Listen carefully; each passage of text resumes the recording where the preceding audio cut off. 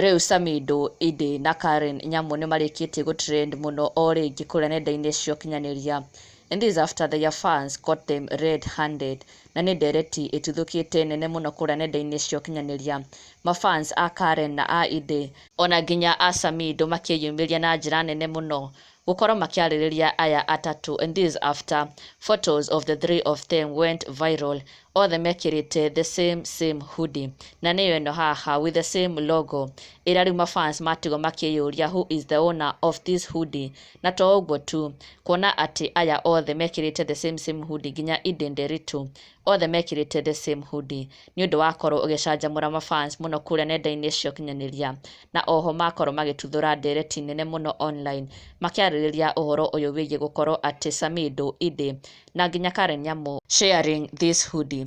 Amwe magĩkiuga ĩno hoodie nĩ ya Samidoh, angĩ magĩkiuga aca nĩ ya Edday Nderitu, na angĩ magĩkiuga Karen Nyamu must have borrowed it from Samidoh.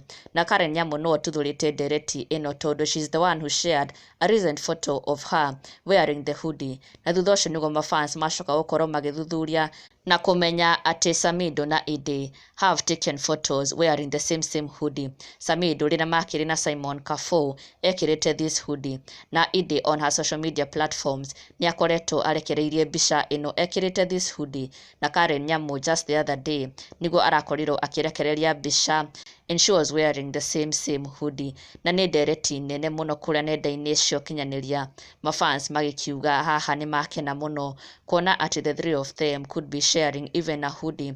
No nĩ ũndũ makenerera mũno, oho magĩkiuga this must be one happy family. Na amwe magĩkiuga ona no makĩende kũmona makĩrĩanĩra hamwe marĩ atatũ, not just wearing the same hoodie, no mende kũmona nginya magĩikara thĩ hamwe marĩ atatũ.